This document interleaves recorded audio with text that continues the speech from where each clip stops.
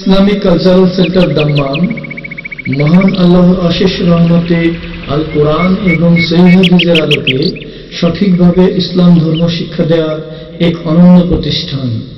আউযু বিল্লাহি মিনাশ শাইতানির রাজীম। বিসমিল্লাহির রহমানির রহিম। ওয়ামান আহসানু ক্বাওলাম মিম্মান দাআ ইলাল্লাহি ওয়া আমিলা সালিহান ওয়া ক্বালা ইন্নানী মিনাল মুসলিমিন।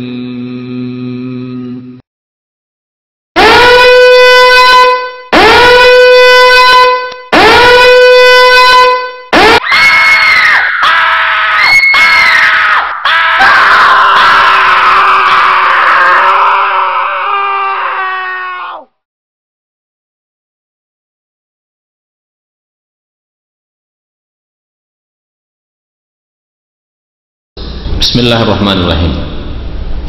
সিলসিলা দাইফা মওদুআতে 21 নম্বর হাদিসটা জাল। বিশেষ করে এই হাদিসটাই আজকে করি, তারপরে আপনারা প্রশ্ন করবেন।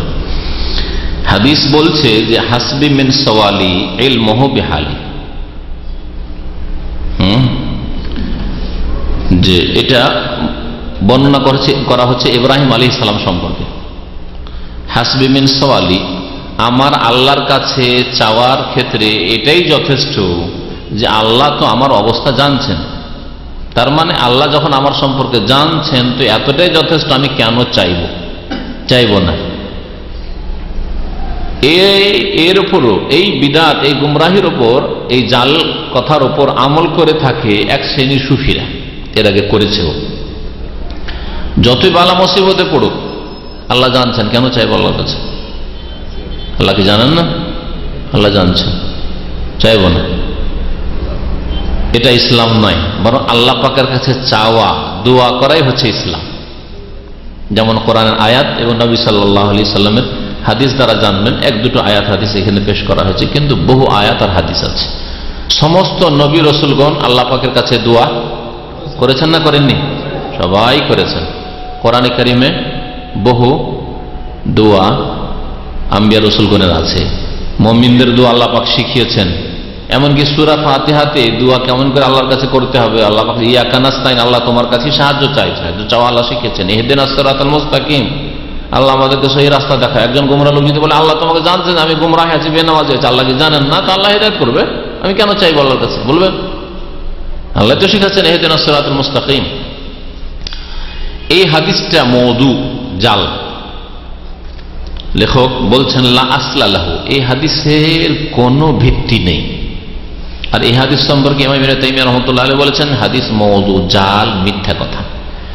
আওরাদাহু বাদু মিন কওলি ইব্রাহিম আলাইহিস সালাতু সালাম, কিছু লোকেরা ইব্রাহিম আলাইহিস সালামের উক্তি বলে এটাকে উল্লেখ করেছে।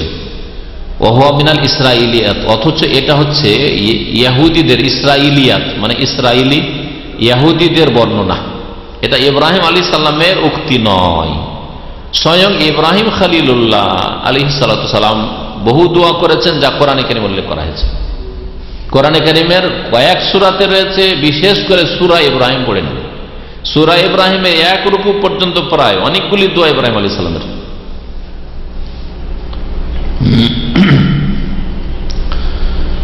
ওয়ালা আসলা লাহু ফিল মারফু, মারফু কোন হাদিসে এর কোনো ভিত্তি নেই। ইমাম বাগবী রহমতুল্লাহ আলাই সূরা আম্বিয়ার তাফসিরে উল্লেখ করেছেন, করে এটাকে তিনি দুর্বল বলেছেন। কিন্তু শুধু দুর্বল নয়, এটা হচ্ছে জাল। রবিয়ান কাবিল আহবার, ইমাম বাগবী বলছেন যে কাব আহবার উমর রাদিয়াল্লাহু তাআলা আনহুর জামানায় ইসলাম গ্রহণ করে। তার আগে এই ব্যক্তি ইহুদিদের তাওরাতের বড় আলেম, পণ্ডিত ছিলেন। নবী সাল্লাল্লাহু আলাইহি ওয়াসাল্লামের জামানায় ইসলাম কবুল করেনি। নবী সাল্লাল্লাহু আলাইহি ওয়াসাল্লামের পরে উমর রাদিয়াল্লাহু তাআলা জামানায় ইসলাম কবুল করে। যে ব্যক্তি উমর রাদিয়াল্লাহু তাআলা জামানায় ইসলাম কবুল করলো তাকে কি বলবেন? সাহাবী বলবেন? তাবেঈ। আন্না ইব্রাহিম আলাইহিস সালাতু সালাম লাম্মা রামাউ বিহি ফিল মিনজানিক ইলান নার, বলছে যখন ইব্রাহিম আলাইহিস সালামকে আগুনে নিক্ষেপ করা হলো মিনজানিক দিয়ে, তখনকার যুগে একরকমের হতো, মানে পাথর নিক্ষেপ করার জন্য বা কোনো কিছু নিক্ষেপ করার জন্য। যেমন আজকাল দেখছেন না এই আপনার এইগুলো বড় বড় এইগুলোকে কি বলছে, হ্যাঁ হ্যাঁ, সামান উঠাইলে উঠে পরে নিয়ে গিয়ে কি বলে ওগুলোকে, কি বল তো ছোট, হ্যাঁ যাই হোক। তো মিনজানিক আগের যুগের যুদ্ধে মিনজানিক ব্যবহার হইত, পাথর উঠাইলো আর আঘাত করলো, ফেলতো নিক্ষেপ করার যন্ত্র। তো মিনজানিকে উঠিয়ে ইব্রাহিম আলাইহিস সালামের জামানায় তাকে আগুনে ফেললো, ওই যে মূর্তিগুলোকে যখন ভেঙে দিলেন ইব্রাহিম আলাইহিস সালাম তখন, হ্যাঁ কালু হাররিকুহু ওয়ানসুরু আলিহাতাকুম, একে আগুনে জ্বালাও এবং তোমাদের দেবদেবীর সাহায্য করো। আজকে একে যদি আগুনে না জ্বালাও তো দেবদেবীর সাথে সাহায্য সহযোগিতা করা হবে না, সুতরাং একে জ্বালাইতে হবে।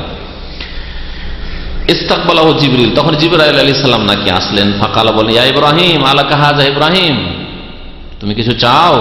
আমাদের দেশের বক্তারা কিন্তু এই কিসসা শোনায়, কিছু চাও? কালা আম্মা ইলাইকা ফালা, দেখো তুমি যদি বলো তোমার প্রয়োজন তো তোমার ধারি না, তোমার কাছে কিছু চাই না। কালা জিবরিল ফাসাল রব্বাকা, তাহলে আমার কাছে চাইবে না, আর তোমার প্রয়োজন আছে তো তুমি আল্লাহর কাছে চাও, তাহলে তোমার রবের কাছে চাও। ফাকালা ইব্রাহিম, তখন ইব্রাহিম আলাইহিস সালাম নাকি বলেন হাসবি মিন সওয়ালি ইলমুহু বিহালি, আমার চাওয়ার জন্য এতটাই যথেষ্ট যে আমার সম্পর্কে আল্লাহ পাক জানছেন, ইলমুহু মানে তার ইলম আমার হাল সম্পর্কে অবস্থা সম্পর্কে হওয়াটাই তো যথেষ্ট, তিনি জানছেন না, কেন চাইব?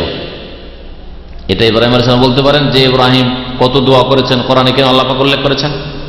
ওয়াকাদ আখাযা হাযাল মানা বাযু মান সান্নাফা ফিল হিকমাতি আলা তারিকি সুফিয়া, এই বক্তব্যটাকে, এই যে একটা যেটাকে বলা হচ্ছে যে ইব্রাহিম আলাইহিস সালামের কথা, এটাকে বা এই অর্থটাকে যারা সুফিবাদের ওপর কিছু লেখালেখি করেছে তারা তাদের লিখনীতে এটাকে পেশ করেছে। তারপরে তারা বলছে সাওয়ালুকা মিনহু ইত্তিহামুল্লাহ, তারা বলছে আল্লাহর কাছে যদি তোমরা যাচ্ছা করো, চাও বা তুমি যাচ্ছা করো, তার মানে আল্লাহর ওপর তুমি একটা মিথ্যা অপবাদ দিলে। কেমন? আল্লাহ জানছেন, সবার অবস্থা জানছেন না, কে বালা মুসিবত আছে, কে অসুস্থ আছে, কার কি প্রয়োজন সব জানছেন। তারপরে যদি আল্লাহর কাছে চাও, তার মানে আল্লাহকে তুমি মিথ্যা অপবাদ দিলে, আল্লাহ তুমি জানো না, তোমাকে জানাচ্ছি, তুমি খোঁজ খবর আমাদের রাখবো না, তোমাকে জানাচ্ছি যেন তুমি এই কাজটা করলে, এটাকে ইত্তিহাম বলা হয়েছে। আল্লাহর উপরে যেন মিথ্যা অপবাদ দিলে যে আল্লাহ জানে না, জানো তোমার সম্পর্কে। হাযিহি দালালাতুন কুবরা, এটা হচ্ছে বড় গুমরাহি। এই সুফিদের কথা যে আল্লাহর কাছে চাওয়া মানে আল্লাহ সম্পর্কে বেয়াদবি আর আল্লাহর উপর মিথ্যা অপবাদ দেওয়া হলে যে আল্লাহ তুমি জানছো না, হ্যাঁ তোমাকে তো খোঁজ খবর নেই যে তোমার বান্দা এই অবস্থায় আছে, এটা হচ্ছে বড় গুমরাহি। ফাহাল কানাল আম্বিয়া সাল্লাল্লাহু আলাইহিম মুত্তাহিমিনা রাব্বিহিম, আম্বিয়া রাসূলগণ যে বহু দোয়া করেছেন, তাহলে কি তারা যখন বিভিন্ন দোয়া করেছেন আল্লাহকে অপবাদ দিয়েছেন যে আল্লাহ তুমি জানছো না, তোমাকে জানাইতে হচ্ছে। যেমন একটা যদি দুর্ঘটনা ঘটে যে আপনার উপর জুলম হয়, আপনার পাড়া প্রতিবেশী কারো পক্ষ থেকে জুলম অত্যাচার হয়, তাহলে সরকারকে জানাইতে হবে, এই জন্য থানাতে গিয়ে ডায়েরি করতে হবে, আর না হলে কেস করতে হবে। না জানালে তো জানতে পারবেন না, ঠিক কিনা? মানুষ তো আর গায়েব জানে না, তো জানাইতে হবে। আর যদি না জানান তাহলে আপনি ভুল করলেন, আপনি না আপনার হক নেবেন না, আপনি নিজে জুলুম বরদাস্ত করে চুপচাপ বসে আছেন। তো আল্লাহ পাককে যদি চাওয়া যায় আল্লাহ পাকের কাছে, তার মানে যেন এই ধারণা করলাম, সুফিরা বলছে যে আল্লাহ আমাদের খোঁজ খবর রাখে না, আল্লাহ জানলেও আমাদের সম্পর্কে আল্লাহ পাক কোনো পরই করে না, হ্যাঁ সুতরাং আল্লাহর কাছে চাইবই।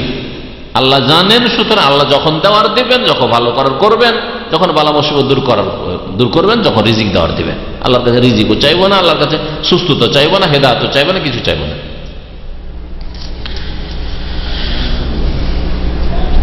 ইব্রাহিম আলাইহিস সালাতু ওয়াস সালাম ইয়াকুল, ইব্রাহিম আলাইহিস সালাম স্বয়ং দোয়া করেছেন, ওয়াইদ কালা ইব্রাহিম রব্বি জাল হাযাল বালাদা আমিনা ওয়াজনুবনি ওয়া বানিয়া আন না'বুদাল আসনাম। দোয়া না, রব্বি জাল হাযাল বালাদা আমিনা, আল্লাহ এই শহর মক্কাকে তুমি নিরাপদ শহর করো। আল্লাহ কি জানেন না যে কোনটাকে নিরাপদ করতে হবে না হবে? চাইছেন না? চাইছেন না? ওয়াজনুবনি ওয়া বানিয়া আন না'বুদাল আসনাম, আমাকে আমার সন্তানদেরকে মূর্তি পূজা থেকে আল্লাহ বাঁচিয়ে রাখে। রব্বে ইন্নাহুন্না আদলাল্লাহ কাসীরাম মিনান নাস ফামান তাবিআনি ফাইন্নাহু মিন্নি ওয়া মান আসানি ফাইন্নাকা গফুরুর রহিম।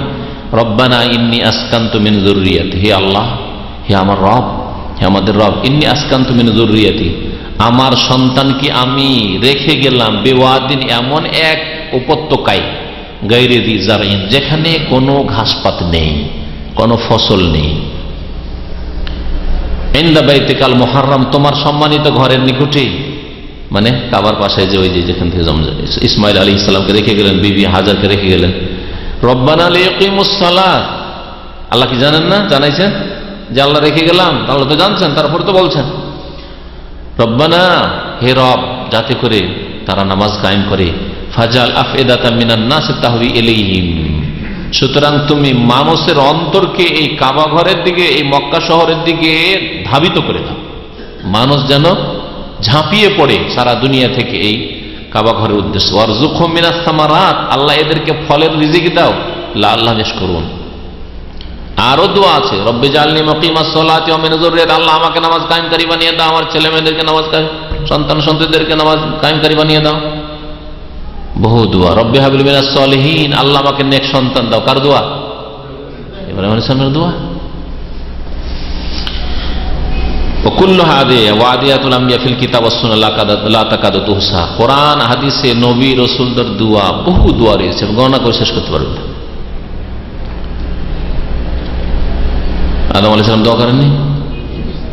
আদম আলাইহিস সালাম কি কথা বলেছেন? আল্লাহকে জানেন না যে শয়তানের চক্করে পড়েই গেছি আর জান্নাত থেকে বেরিয়ে গেছি, তওবা কবুল করতে হবে, ভুল স্বীকার করছি, মনের কথা তো জানছেন, আল্লাহ তো অন্তর্যামী, তো নিজে তো অন্তর থেকে অনুতপ্ত লজ্জিত, আল্লাহর কাছে আবার বলার কি প্রয়োজন? হ্যাঁ, রব্বানা যালামনা আনফুসানা ওয়া ইল্লাম তাগফির লানা ওয়া তারহামনা লানাকুনান্না মিনাল খাসিরিন, বলার কি প্রয়োজন? মূসা আলাইহিস সালাম 7 দিন ফিরআউনের ভয়ে, ওই যে একটা লোকের খুন হয়ে গেছিল অনিচ্ছাকৃত, একটা ঘুষি দেওয়াতে মরে গেল, মিশর ছেড়ে পালাতে শুরু করলেন 7 দিন পরে এসে এক কূপের কাছে পৌঁছলেন, ওই 2 মেয়ে যে পানি উঠাতে যাচ্ছিল, পানি উঠিয়ে দিলেন, আর তাদের কাছে কিছু না চেয়ে ফালাম্মা তাওয়াল্লা ইলা যিল্লি, গাছের ছায়ার তলায় গিয়ে বলে রব্বি ইন্নী লিমা আনজালতা ইলাইয়া মিন খাইরিন ফাকির, আল্লাহ তুমি যে আমার যে রিজিক ভাগ দুনিয়াতে নাজিল করেছো, আজকে খুব মুখাফেক্ষি হয়েছি, 7 দিন ধরে কিছু খেতে পাইনি। লিমা আনজালতা ইলাইয়া, তুমি আমার জন্য যা নাজিল করেছো আমার ভাগ্যে এখনো নাজিল হচ্ছে না, আসছে না রুজি 7 দিন থেকে, মিন খাইরিন, কল্যাণ দুনিয়ার, ফকির, আজকে ফকির হয়েছি, মুহতাজ হয়েছি, মুখাফেক্ষি হয়েছি। সুবহানাল্লাহ। তাহলে দোয়া করলেন না? করলেন না? কে এমন আছেন দোয়া করেননি? কোন নবী? কোরআন হাদিসে বহু দোয়া রয়েছে।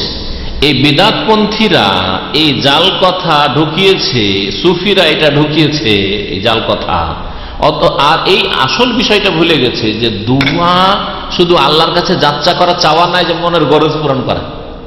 দোয়াতে দুটো দিক আছে, একটা হচ্ছে যে আমার যা প্রয়োজন তা আল্লাহর কাছে আমি তলব করছি যাতে আমার গরজ পুরা হোক, ঠিক না, দিন দুনিয়ার গরজ পুরা হোক।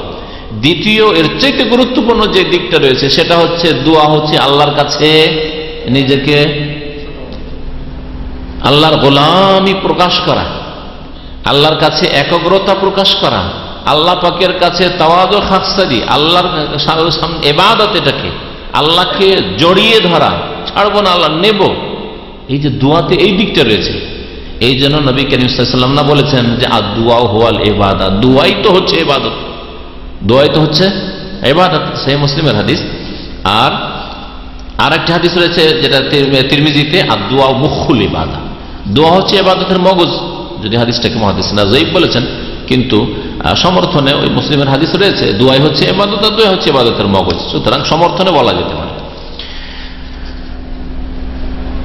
এই আদ-দুআ ওয়াল ইবাদত বলার পর নবী সাল্লাল্লাহু আলাইহি সাল্লাম এই আয়াত তেলাওয়াত করেছেন, ওয়া ক্বালা রাব্বুকুম, তারপরে আল্লাহ পাক কোরআনে কারীমে দোয়ার হুকুম করেছেন, দোয়া করো।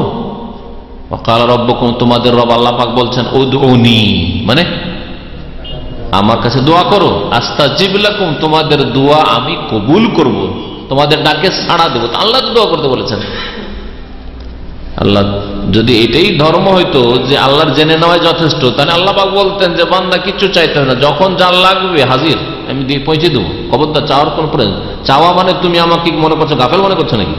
হ্যাঁ না, আল্লাহ বলছেন উদউনি, আমার কাছে দোয়া করো, আস্তাজিব লাকুম ইন্নাল্লাযীনা ইস্তাকবিরুনা আন ইবাদাতি, নিশ্চয় যারা আমার ইবাদতে, মানে আমার দোয়া, এখানে প্রসঙ্গ দোয়া, এখানে দোয়াকে ইবাদত বলে আখ্যায়িত করা হয়েছে। আমার কাছে দোয়া করায় যারা অহংকার করবে, দোয়া করবে না, তাহলে যারা বলবে যে আমার হাল হকিকত, আমার অবস্থা আল্লাহ জানছেন, এটাই যথেষ্ট, আমি চাইবো না, রোগ হয়েছে, হ্যাঁ, বালা মুসিবত এসছে, আল্লাহ জানছেন, চাইবো না, সেই ব্যক্তি যেন অহংকার করলো, ইস্তাকবিরুন আন ইবাদাতি সায়াদখুলুনা জাহান্নামা দাখিরিন, তার লাঞ্ছিত হয়ে জাহান্নামে প্রবেশ করবে। দুয়াতে আল্লাহ পাকের উবুদিয়ত, গোলামি প্রকাশ পায়। লিআন্না দুয়া ইউযহিরু উবুদিয়াত আল আবদি লিরাব্বিহি। আল্লাহর কাছে যখন চান, যদি আপনি সত্যি আন্তরিকতার সাথে চান, তো আপনি যে গোলাম, আল্লাহ পাকের কাছে অসহায় বান্দা, আপনার কোনো ক্ষমতাই নেই, আপনার বিবেক বুদ্ধি, শরীরের মেহনত, আপনার ধন সম্পদ, কোনো কিছুই যেন আপনি কিছুই করতে পারবেন না, একমাত্র আল্লাহ পাক যদি না দেন, তাহলে তো এটা প্রকাশ পায়। হাজাত ইলাইহি ওয়া মাসকানাতুহু বাইনা ইয়াদিহি, আল্লাহর সামনে আপনি যে অসহায়, এটা প্রকাশ করছেন। ফামান রাগিবা আন দুআই, সুতরাং আল্লাহ পাকের কাছে দোয়া করায় যে ব্যক্তি বিমুখ হবে, ফাকান্নাহু রাগিবা আন ইবাদাতিহি সুবহানাহু ওয়া তাআলা, সে যেন আল্লাহ পাকের ইবাদত থেকে মুখ ফিরিয়ে নিল, বিমুখ হইল।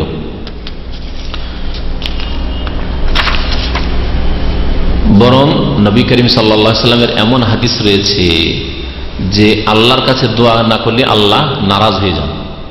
মাল্লাম ইয়াসআলিল্লাহ বা মাল্লাম ইয়াদউল্লাহ ইয়াগযাব আলাইহি, যে ব্যক্তি আল্লাহর কাছে দোয়া করে না, আল্লাহর কাছে চাই না, আল্লাহ পাক তার উপর রাগান্বিত হন, আল্লাহ নারাজ হয়ে যান, রাগান্বিত হন।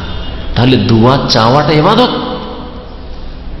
যতই আপনি সুখে আছেন, তারপর আল্লাহ পাকের কাছে দোয়া করেন, গণগানমূলকও দোয়া করেন আর যাচ্ছামূলকও দোয়া করেন, দুটোই করেন।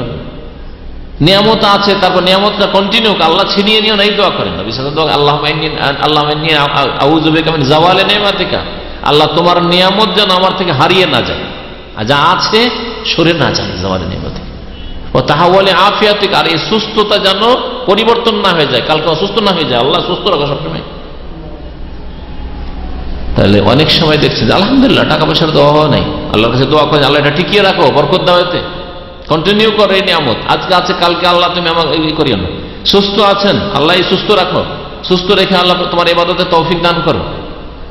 আপনার নেক বিবি পেয়ে গেছেন, আর কি চিন্তাই নেই, নাকে তেল দিব না, আল্লাহর কাছে দোয়া করেন, আল্লাহ পাক আমার স্ত্রীর চরিত্র আল্লাহ পাক এইরকম কন্টিনিউ রাখো, এমন না হয় যে হঠাৎ করে উল্টো দিকে পরিবর্তন হয়ে কোথা থেকে কি হয়ে যায়।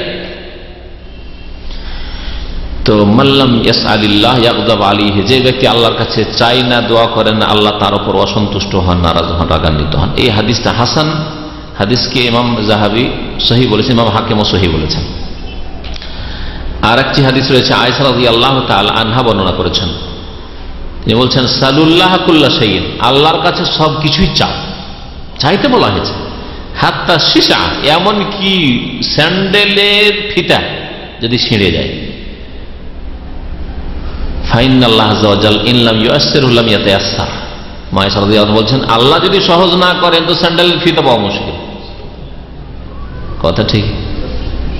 আমি একটা জুতা খোঁজ করতে গিয়ে, কাপড়ের জুতায় শীতকালে পরবো, 3 দিন 4 দিন ফিরে এসেছি, 10 নম্বর পাওয়া যায়, দেখেন যাই 7 নম্বর 8 নম্বর 9 নম্বর আমার হয় না, 10 লাগে। আল্লাহ সহজ করে না, হয় না। চিন্তা করতে এতগুলো দোকান আছে, তারপর কয়েকটা দোকানে ঘুরে এসেছি। আপনি কি মনে করেন আল্লাহর কাছে চাইতে হবে না? এই জন্য জুতা স্যান্ডেল পরেছিলেন, ফিতাটা ছেড়ে গেছে, যার ফলে এখন ডিস্টার্ব হচ্ছে, ওইটা পায়ে দিয়ে চলতে পারছেন না, ওই ফিতাটাও চান। ইমাম ইবনে সুন্নি হাদিসটাকে বর্ণনা করেছেন, হাদিসের সনদ হচ্ছে হাসান। তিরমিজিতে এই মর্মে হাদিস রয়েছে, এর সমর্থক হাদিস। ইমাম ইবনে তাইমিয়া রাহমাতুল্লাহ আলাইহির উক্তি উল্লেখ করেছেন ইবনে আররাক, তার জাল জয়ীফ হাদিসের একটি কিতাব রয়েছে, তানজিহুশ শরিয়াতিল মারফুআ আনিল আখবারিশ শানিয়াতিল মাওযুআ কিতাবে, প্রথম খণ্ড 250 পৃষ্ঠায় ইমাম ইবনে তাইমিয়া বলেছেন যে এই হাদিসটা যা সুফিরা পীরেরা বর্ণনা করে যে হাসবি মিন সওয়ালি ইলমুহু বিহালি, আমার চাওয়ার জন্য এতটাই যথেষ্ট যে আল্লাহ জানছেন, সুতরাং চাইবো না। কেন চাইব? এটা হচ্ছে কালা ইবনে তাইমিয়া মাওযুউন, হাদিসটা হচ্ছে জাল, মাওযু হাদিস, এবং জাল হাদিসের কিতাবে উল্লেখ করা হয়েছে হাদিসটা। ইবনে আররাক তার জাল হাদিসের কিতাবে উল্লেখ করেছেন যে আইয়ুব আলাইহিস সালাম চেয়েছেন, আইয়ুব আলাইহিস সালাম বেশ কিছুদিন পরে তখন তিনি দোয়া করেছেন, রব্বি আন্নী মাসসানি আদ-দুররু ওয়া আনতা আরহামুর রাহিমিন। আমাদের দেশে যেটা মশহুর আছে, আইয়ুব আলাইহিস সালাম 18 বছর রোগে ভুগেছেন, এই কথাটা সহিহ সনদ দ্বারা প্রমাণিত নয়, বরং এত লং টাইম নিঃসন্দেহে ছিল না তাফসীরকারগণ। কিছুদিন আগে আমি তাফসীরে পড়িয়েছি, তাতে উল্লেখ করেছেন যে না, এরকম মোটেই ছিল না। হতে পারে সেটা কিছুদিন ছিল, কতদিন ছিল সেটা কোনো সহি সনদে পাওয়া যায় না। সুতরাং এই জয়ীব দুর্বল কথা, ইহুদি নাসারাদের বর্ণনা, ইসরায়েলি বর্ণনা বয়ান করে 18 বছর ধরে রোগে ভুগেছেন। তারপরে আরেকটা কথাও মিথ্যা, যে তার গায়ে পোকা হয়ে গেছিল, এটাও হইতে পারে না। গবেষক তাফসীরকারগণ বলেছেন যে আল্লাহর নবী যে কোনো যুগে, নবীরা চরিত্রের দিক থেকেও আর শারীরিক গঠনের দিক থেকে ওই জামানার লোকেদের মধ্যে শ্রেষ্ঠ হন। একটা কালো নিগ্রো নবী যদি পাঠিয়ে দেন তো অনেক শ্বেতাঙ্গ ইউরোপিয়ান আমেরিকান মানতে চাইবে না, ঠিক কিনা বলেন? কারণ শ্বেতাঙ্গ আর কৃষ্ণাঙ্গের তো লড়াই জানেন, সাউথ আফ্রিকাতে তো জান। এখনো আমেরিকাতে আপনার কালোদের হোটেল আর সাদাদের হোটেল আলাদা। কালোদেরকে সাদাদের হোটেলে ঢুকতে দেবে। হ্যাঁ, বিবাহ সাহিত্য নাই, বিবাহ সাহিত্য দেশেও দিবেন না, হয়তো কালো দেখে আপনারও রিজেক্ট করছেন। দিবেন বোনের বিয়ে কালোর সাথে, একটা আফ্রিকান কালো আসে তো যাই হোক। কিন্তু খাওয়া দাওয়াতে তো অসুবিধা নেই, বিবাহ সাথীর ব্যাপারটা অন্যরকম। কিন্তু খাওয়া দাওয়া একসাথে, কালো হইল অসুবিধা কি? এক প্লেটে খেতে, এক টেবিলে বসে খেতে অসুবিধা আছে? কি বলছিলাম? হ্যাঁ, আইয়ুব আলাইহিস সালামকে যে পোকা হয়ে গেছিল, এইসব কথা মিথ্যা কথা। আল্লাহ পাকের নবী রসুল ওই যুগের যতই বড় মুমিন হোক তাদের চাইতে শ্রেষ্ঠ, আল্লাহ পাকের কাছে প্রিয়। আর আল্লাহ পাকে এইরকম করবেন, এইরকম রোগ দেবেন যে মানুষের কাছে এমন ঘৃণিত হয়ে যাবে যে গ্রাম থেকে বের করে দিবে, সব মিথ্যা কথা। মিথ্যা কথা, এগুলো কোন সহি হাদিস দ্বারা প্রমাণিত না। তবে দুরারোগ্য রোগ, কঠিন রোগ হয়েছিল, এতটুকু বলা যেতে পারে। কঠিন রোগ হয়েছিল। কঠিন রোগ অনেক রকমের রোগ হইতে পারে, পোকা ছাড়াও হইতে পারে। হ্যাঁ, জি হ্যাঁ, জ্বর সর্দি কাশির মতো নয়, জি জটিল রোগ ছিল। আল্লাহু আলাম। আল্লাহ পাক উল্লেখ করেনি, যতটা উল্লেখ করে ততটা বিশ্বাস করতে হবে। জি, সাল্লাল্লাহু নবিয়্যিনা মুহাম্মদ ওয়া আলা আলিহি ওয়া সাহবিহি আজমাইন। এখন যদি প্রশ্ন থাকে, আকীদাই হোক অথবা হাদিস সম্পর্কে হোক, করতে পারে। হ্যাঁ, জি, পুরোখানে বিশ্বাস করা যাবে না। এই আকীদা তো আলহামদুলিল্লাহ সাহি জানলাম আপনারা এই আকীদা তো। কিন্তু আমাদের গৃহপালিত পশু, বাড়ির কুকুর বা অন্যান্য জীব জানোয়ার রোগ বালাই আসলে দেখতে পারে, এটা কেমন আগে না? এরকম বা বিশেষ করে ঘরের মুরগি রোগ রাত্রে যখন এই দেয়, তারা আকাশে, এটা আছে। যখন এজা সামিআতুম সিয়াহাদিকে, মোরগের বাঁক শুনবে, তখন আল্লাহর কাছে চাও। ফাইন্নাহা রাআত মালাকান, ফেরেশতাকে দেখেছে, এটা হাদিসে আছে, সুতরাং বিশ্বাস করবেন। ওয়াইজা সামিআতু নাহিকাল হিমারে, আর গাধার যদি আওয়াজ শুনুন তাহলে আল্লাহর কাছে পানা চাও, কারণ ফাইন্নাহু রাআ শাইতানান, শয়তানকে দেখেছে। এতটুকু আছে, এর বেশি কিছু নাই। সুতরাং এর বেশি বলার কোনো প্রয়োজন নেই। তবে হইতে পারে, তবে হতে পারে যে নবী সাল্লাল্লাহু আলাইহি ওয়াসাল্লাম গাধার কথা বলেছেন, কুকুরও দেখতে পারে, হইতে পারে সেটা। কুকুর শয়তান দেখতে পারে, কিন্তু একইনের সাথে বলবো না, কারণ হাদিস গাধা সম্পর্কে এসছে আর মোরগ সম্পর্কে এসছে, বুঝতে পেরেছেন? ভালো পরিবার, আলেমদের পরিবারে আমি শুনলাম যে একবার পেঁচা বসে আছে, জানলার দিকে তাকাচ্ছে, এই ছেলে কয়দিন আগে তার ছেলে মারা গেছে, ওই বাড়ির একটা ছোট বাচ্চা মারা গেছে, এইটা কিন্তু আমার ছেলেকে খেয়েছে, যা তোর কেউ তাড়ায় তাড়ায় আবার কাকে খাবে। এসব আকীদা আমাদের সমাজে আছে। পেঁচা যদি এই করে তাকায় তাহলে মহিলাদের হয়ে গেল, যাবে কেউ যাবে বাড়ি থেকে। হ্যাঁ, কাক বসলো, হ্যাঁ কাক বসলো, জি হ্যাঁ, কাক বসলো মনে করে যে কোনো ভালো কি আসবে, 2 শালিক দেখলে মেহমান আসবে, হাতের থালা পড়ে গেলে মেহমান আসবে, জি টিকটিকির আওয়াজ হলে, হ্যাঁ ঠিক ঠিক, এগুলো সব শিরক। যেগুলি কারণ নয় অথচ কারণ বলে বয়ান করবে, এগুলোকে শিরক বলা হয়েছে। এগুলো সব শিরক, টোটকা শিরক, যতগুলি টোটকা আছে শিরক। হ্যাঁ, জি হ্যাঁ, ব্যাস এতটুকু জানি, বাকিগুলি আল্লাহ ভালো জানি, আমরা ইয়াকিন করবো না। কাবাঘর তৈরি হওয়ার পর যে ইট পাথরগুলো বাঁচলো, এই ইট পাথরগুলো নাকি আল্লাহ ইব্রাহিম আলাইহিস সালাম বললেন যে তুমি এখন সারা দুনিয়াতে ছিটিয়ে দাও। ইব্রাহিম সালাম বললেন আমি কিভাবে ছিটাবো? আল্লাহ বললেন যে তুমি ছিটাও, এটা পৌঁছানোর দায়িত্ব আমার। ছিটিয়ে দিলে যেখানে যেখানে পাথরের টুকরাগুলো পড়েছে সেখানে সেখানেই মসজিদ হবে। সব মিথ্যা কথা, মিথ্যা কথা। তবে কাবা ঘর তৈরি করার পরে ইব্রাহিম আলাইহিস সালামকে আল্লাহ পাক বলেন তুমি পাহাড়ের উপরে চড়ো, আর ডাক দাও এখন হজের জন্য, ওয়াজ্জান ফিন নাসি বিল হজ, হজের জন্য ডাকো। তো হজের জন্য ডাকতে যখন বলা হলো তখন বললেন যে মা ইয়াবলুগু সাউতি, আমার আওয়াজ কতদূর পৌঁছিবে আল্লাহ? বলছে তুমি আওয়াজ দাও, পৌঁছানো আমার দায়িত্ব।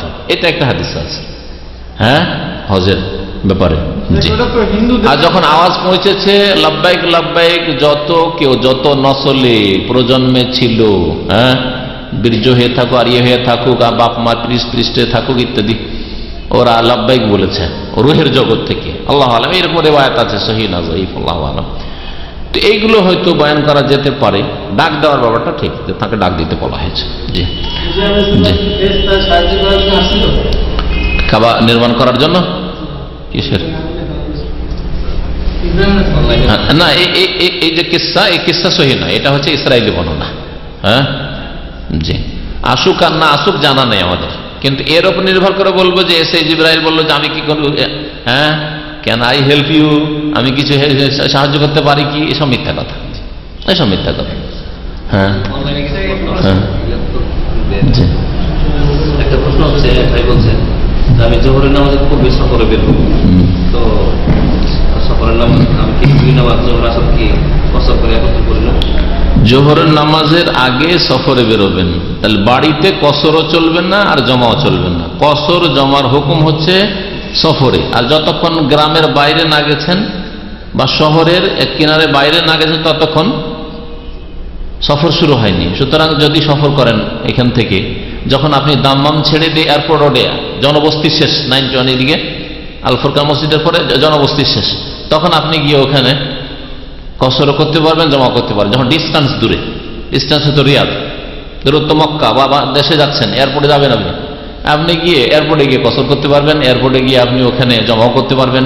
কিন্তু বাড়ি থেকে কসরটা করে বেরিয়ে যায় বা জমা করে বেরিয়ে যায় জায়েজ নয়, আর সময়ের আগেও নামাজ জায়েজ নয়। বলছেন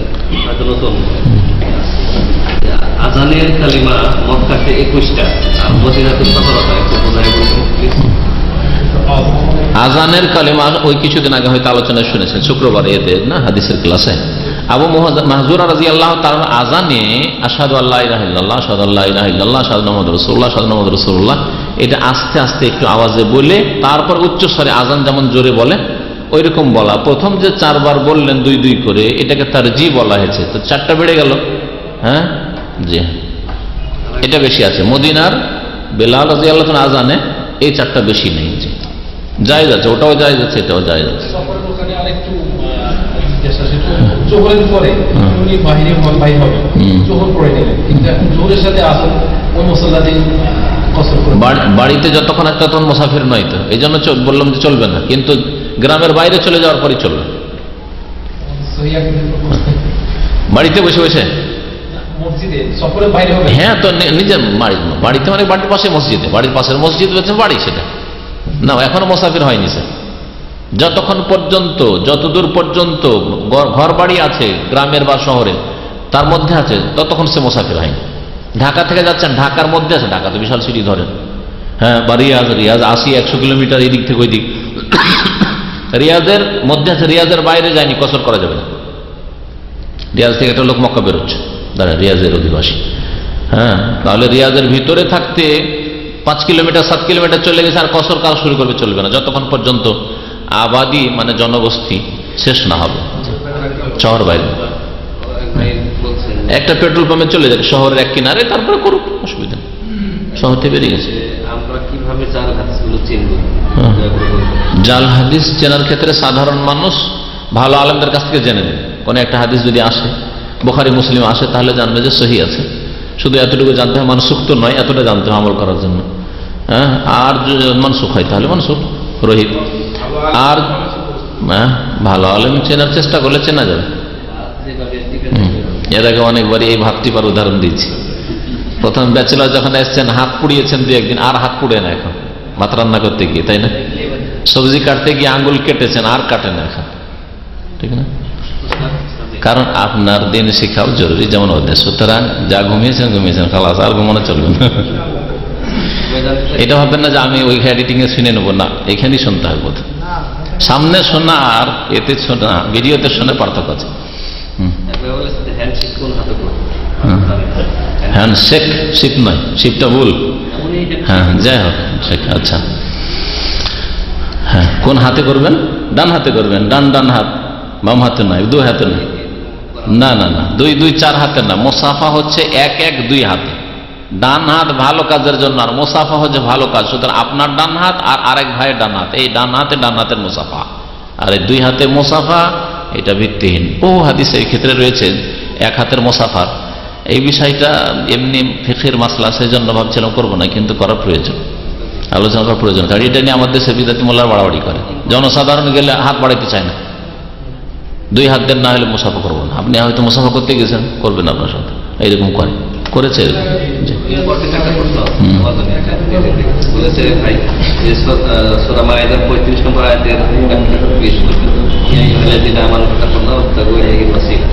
ইত্তাকুল্লাহ, আল্লাহকে ভয় করো, হে মুমিনরা আল্লাহকে ভয় করো। ওয়াবতাগু ইলাইহি মানে ইলাল্লাহ, হ্যাঁ ইলাইহি মানে ইলাল্লাহ, তাই না?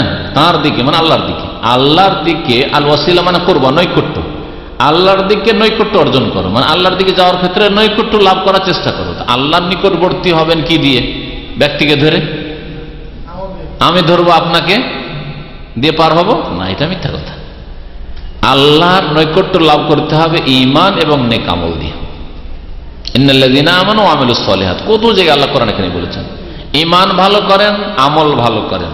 ফরজ ভালো হয়ে গেছে, হারাম নাজায়েজ ছেড়ে দিয়েছেন, এখন মুস্তাহাব সুন্নাতগুলি ভালো করেন। সুন্নাত মুস্তাহাব ভালো হয়েছে, এখন নফল বাড়ান।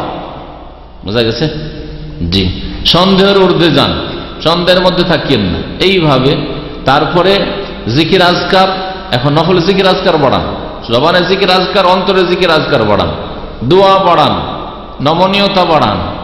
হ্যাঁ, তারপরে যেসব খারাপ চরিত্র আছে সেগুলিকে আউট করেন, একটা করে ডিলিট করেন। আমার গরম মেজাজ ঠান্ডা করি, আমার মধ্যে অহংকার আছে, অহংকার দূর করি। আমার মধ্যে লোক দেখানো খানিকটা শয়তানি খেয়াল চলে আসে, মাঝে মধ্যে ভালো কাজ করলে একটু লোক দেখানো নিয়ে আউট করি। যতগুলি খারাপ, হিংসা একটুতি হয়ে যায়, একটু গতি আক্রোশ হয়ে যায়, বিদ্বেষ হয়ে যায়, একটু মনোমালিন্য কথা কাটাকাটি হইলে ওর সব রাগ হয়ে যায় না।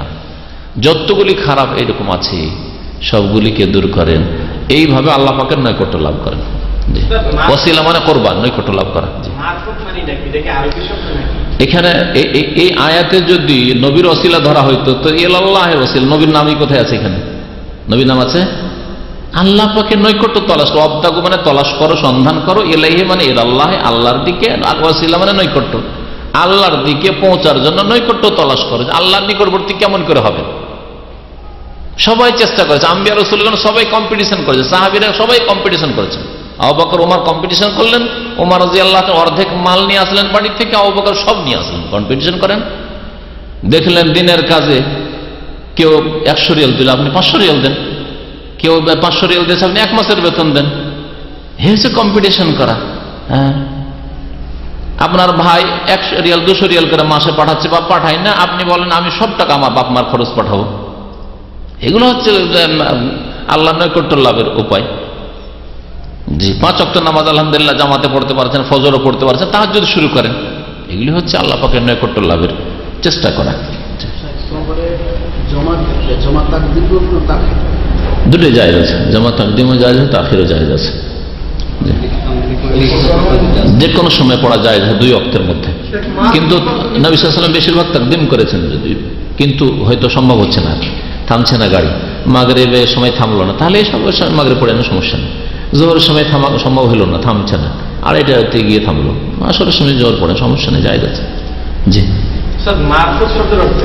মারিফাত মানে চেনা, জানা। আল্লাহ সম্পর্কে কোরআন হাদিসে যা আছে তা জানতে হবে। এই অর্থে যদি নেন তো আল্লাহ সম্পর্কে জানা ফরজ। আর মারিফাত মানে হচ্ছে লুকায়িত গোপনীয় কিছু রহস্য, বাতিনি ইলম আছে যা কোরআন হাদিসে কোথাও নেই। শয়তানের ওহী, এটা হলো শয়তান না, পীরদের কথা। ওইটা শুধু ওই খেজরের মাধ্যমে এসেছে, মুসাও জানে না আর মুহাম্মদ সাল্লাল্লাহু আলাইহি ওয়াসাল্লাম জানে না। হ্যাঁ, আরাফা ইয়ারিফু থেকে মারিফাতান। আরাফা ইয়ারিফু মানে চেনা, হ্যাঁ চেনা, ওখান থেকে হচ্ছে মারিফা। মারিফা নাকিরা, নির্দিষ্ট আর অনির্দিষ্ট, যাকে চেনেন নির্দিষ্ট মারিফা।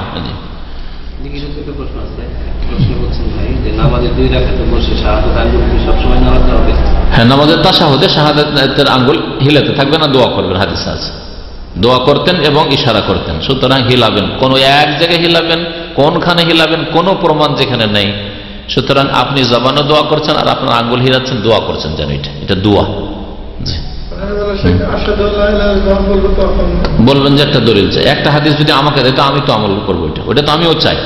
যদি খাস করে একবারের কোনো জায়গা পেয়ে যাই তাহলে ওর উপর আমল করবো। কিন্তু যারাই বলেছে তাদের যুক্তি, কেউ বলছে আশহাদু, মুখে সাক্ষী দিলাম, হাতে সাক্ষী দিলাম, এটা যুক্তি তাদের।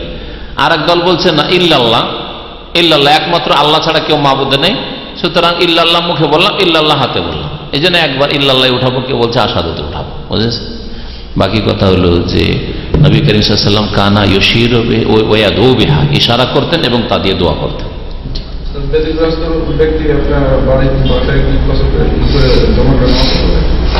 হ্যাঁ, যদি কষ্ট হয় তাহলে জমা করতে পারে। জমার কয়েকটা কারণ শুনে রাখেন। সাফারুন, হ্যাঁ সফর, মাতারুন, বৃষ্টি, বেশি বৃষ্টি, যাতে আসতে ভিজে যাব বা রাস্তা ভিজে যাচ্ছে, কাদা হয়ে যাবে বা কিছু হয়, কাদা হবে অথবা ভিজবো, শরীর ভিজে যাবে এরকম। তারপরে খৌফুন, ভয়, দুশমন শত্রুর ভয়। মাগরিবের নামাজ পড়া সহজ, কিন্তু হয়তো দেশে গিয়ে অনেক পয়সাওয়ালা মানুষ আছে, দেশে গিয়ে ঈশান নামাজে অন্ধকারে আসে অসুবিধা, ফজর অন্ধকারে আসতে হয়তো অসুবিধা। যদি এরকম ভয় কারো থাকে, এমনি হয়তো ভয় নেই, কিন্তু এমনি এমনি ভয় করে নেবেন না আপনি যে বিদেশ থেকে এসে হয়তো আমাকে চোরে ধরবে বাড়ে, কিন্তু হয়তো কেউ হুমকি দিয়ে রেখেছে অথবা এরকম হচ্ছে যাকে মেরে দিচ্ছে আপনার এখানে, আপনার ভাইয়ের দুশমন আছে, ভাইয়ের জন্য আপনাকে ক্ষতি করতে পারে, এইরকম ভয় থাকলে জমা করা যেতে পারে। হ্যাঁ, কি কি বললাম? সফর, বৃষ্টি, ভয়, হ্যাঁ, আর মারাদন, ব্যাধি, এইরকমই বেশি ক্লান্তি বিনা ওজরে একবার নবী সাল্লাল্লাহু আলাইহি ওয়াসাল্লাম জমা করেছেন। ওই হাদিসের আলোকে তিরমিজিতে হাদিসটা আছে, কখনো মজবুরি হইলে খুব ক্লান্ত, এই সময় যদি আমি জোহর সাথে আসরটা পড়ে না ঘুমিয়ে যাই তো মাগরিবের আগে আমি আর উঠতে পারবো না।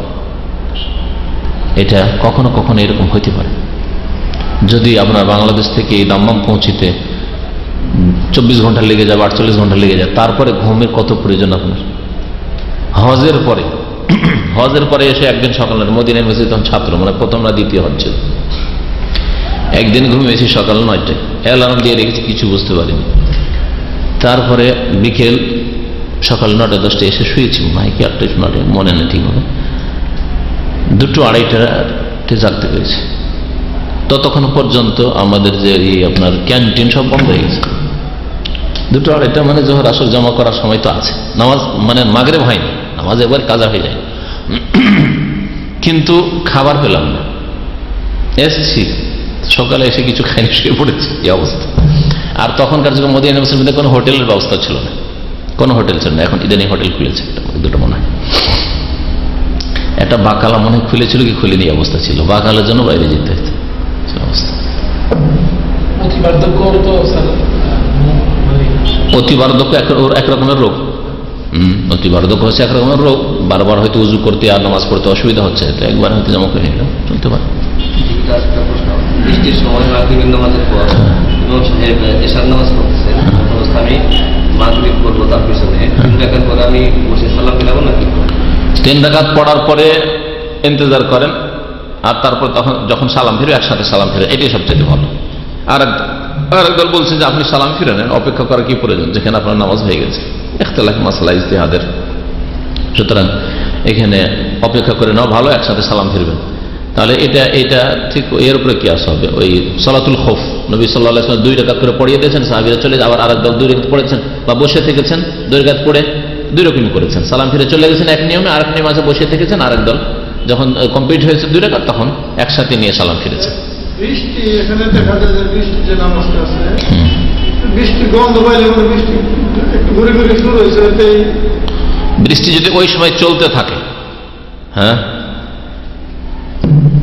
যাতে কাপড় ভিজে যাবে আর রাস্তাঘাটে পানি হয়ে যাচ্ছে, রাস্তাঘাট ভিজে কাপড় ভিজে যাবে, যেতে আসতে কাপড় ভিজে যাবে, তাহলে ওলামারা জায়েজ বলেছে, কথা বুঝতে পেরেছেন। আর যদি এমন হয় যে না এরকম নয় আসলে, তাহলে জমা করা ঠিক নয়। জমা করা এটা ছাড়, এটা ওয়াজিব না আর সুন্নাত না, এটা হচ্ছে জায়েজ, জমা করা জায়েজ। তো আল্লাহ পাক যখন ছাড় দিয়েছেন তো এই ছাড়ের উপর আমল করা যেতে পারে। বৃষ্টি চললে, বৃষ্টি থেমে গেলে করবেন না, কারণ বৃষ্টি একটু আগে হয়ে গেছে, এখন থেমে গেছে, তাহলে করবেন। মানে ইমাম আগে শুরু করতে সাথে জয়েন জানলার পরে যেমন 2 টাকা করে চলে গেছে, আমার এখন 2 টাকা বাকি আছে, এমন অবস্থা আবার আমার পাশে মানে উত্তর দিয়ে চলে গেছে, এমন অবস্থা কি করে? জেনে শুনে মাসবুক ইমাম বানাবে না, কিন্তু যদি জানে না ওই লোক এসছে, ভাবছে আপনি হয়তো জামাতে পড়ছেন, লেগে গেছে, নামাজ হয়ে যাবে, কিন্তু জানছে যে এই লোকটা মাসবুক, সালাম ফিরল, একটা লোক গেল, তাহলে মাসবুককে ইমাম বানাবে না। জানেন না তো নামাজ হয়ে যাবে, সমস্যা না, না কোনো ইশারা করার দরকার নেই, আপনার নামাজ যে হরকত করার কোনো প্রয়োজন নেই।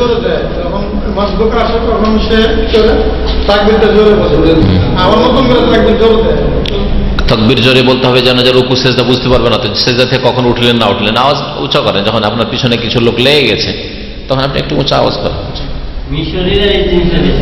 প্রশ্ন করছেন যে আমাকে একজন বলেছে টাকার বিনিময়ে অল্প সময়ের জন্য বিয়ে করা যায়, টাকার বিনিময়ে অল্প সময় বিয়ে করা যায়, হয়তো কাতিফে থাকে কেউ, অথবা ইরানে থাকে।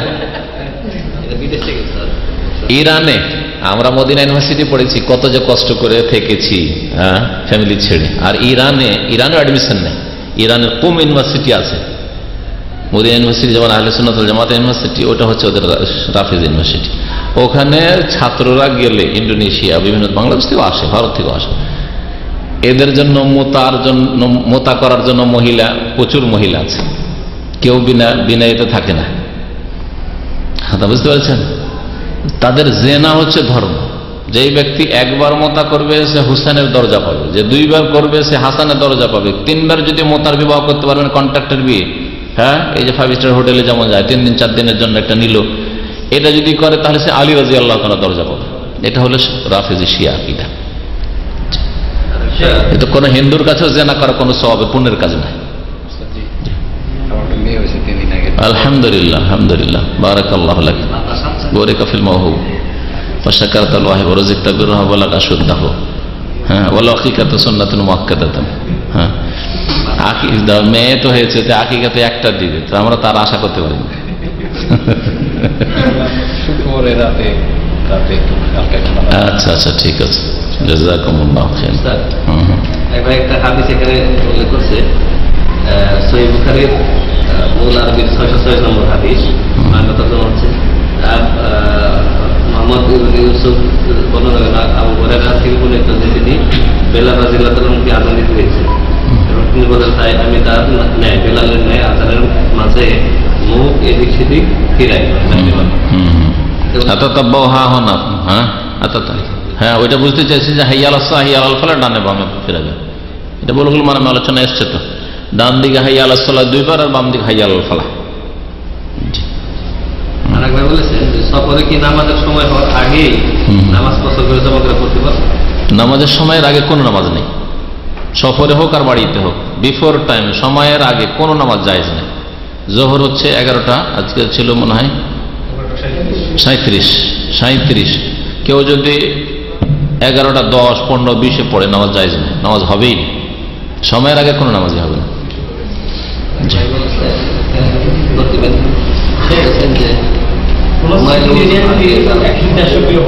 হ্যাঁ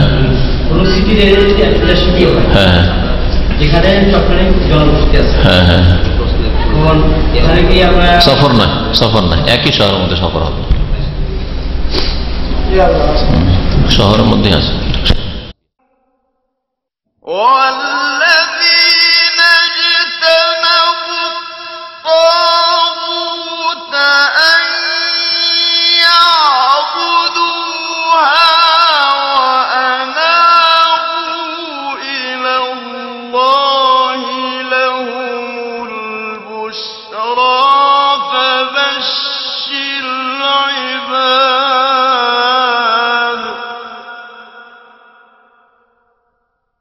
فبشر عباد الذين يستمعون القول فيتبعون أحسنه أولئك الذين هداهم الله وأولئك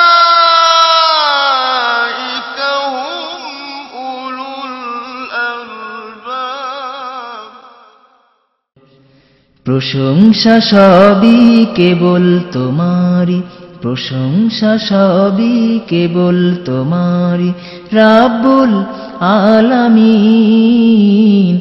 দয়ালু মেহেরবান করুণায় অফুরান, দয়ালু মেহেরবান করুণায় অফুরান, আর কেউ নয় তুমি মালিক শেষ বিচারের দিন, শেষ বিচারের দিন।